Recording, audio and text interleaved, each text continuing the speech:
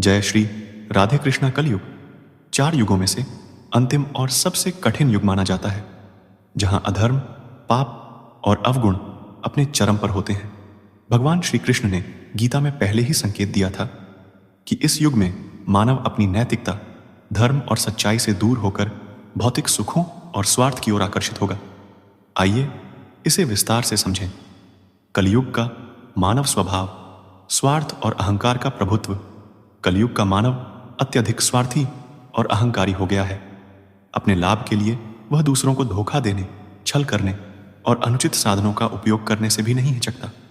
गीता के अध्याय 16 में श्री कृष्ण ने बताया है कि जब असुरी स्वभाव वाले गुण बढ़ते हैं तो मनुष्य अधर्म के मार्ग पर चलने लगता है। धर्म और सत्य से दूरता। भगवान श्री कृष्ण ने यह भी कहा था कि कलयुग में धर्म का केवल एक हिस्सा शेष रहेगा। सत्य, तप, दया और दान जैसे गुण कम हो जाएंगे। लोग धर्म को केवल बाहरी दिखावा समझेंगे और उसका असली अर्थ भूल जाएंगे, भौतिकता की लालसा। श्री कृष्ण ने बताया कि इस युग में मनुष्य भौतिक सुखों के पीछे भागेगा।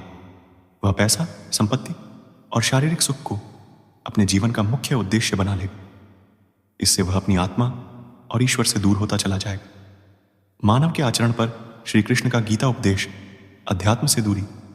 गीता में श्री कृष्ण ने कहा था, काम, क्रोध और लोभ ये 3 नरक के द्वार हैं।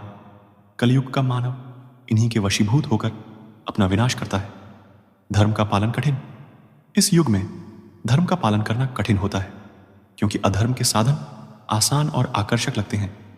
परंतु श्री कृष्ण ने स्पष्ट किया कि जो भी व्यक्ति धर्म के मार्ग पर दृढ़ता से चलता है, उसे अंततः मोक्ष की प्राप्ति होती है। कलयुग में मानव जीवन का समाधान।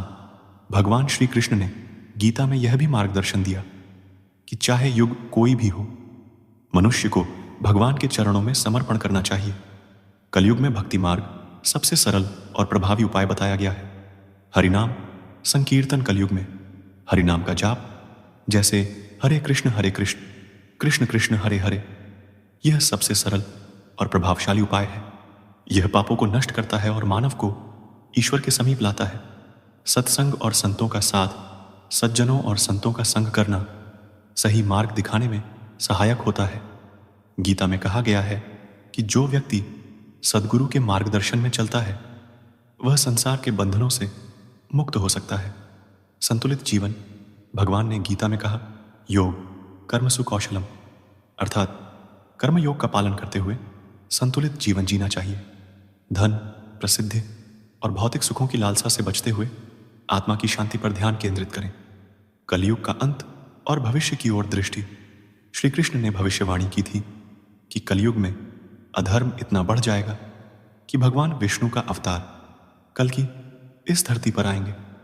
वे अधर्म का अंत करके पुनः धर्म की स्थापना करेंगे।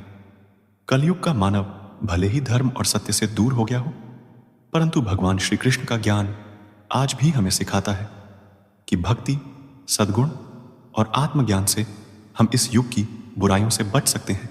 श्री कृष्ण का यह उपदेश हमें प्रेरित करता है कि हम अपने भीतर के दोषों को पहचानें, उन्हें दूर करें और ईश्वर के सच्चे भक्त बने। कलयुग में केवल भगवान के नाम का स्मरण ही सबसे बड़ा धर्म है। इसे अपनाकर ही मनुष्य अपने जीवन को सार्थक बना सकता है। जय श्री राधे कृष्णा अवश्य लिख दीजिए और वीडियो को लाइक करके चैनल को सब्सक्राइब कर लीजिए और बेल नोटिफिकेशन आइकन को ऑनल पर सेट कर लीजिए। धन्यवाद। जय श्री कृष्ण।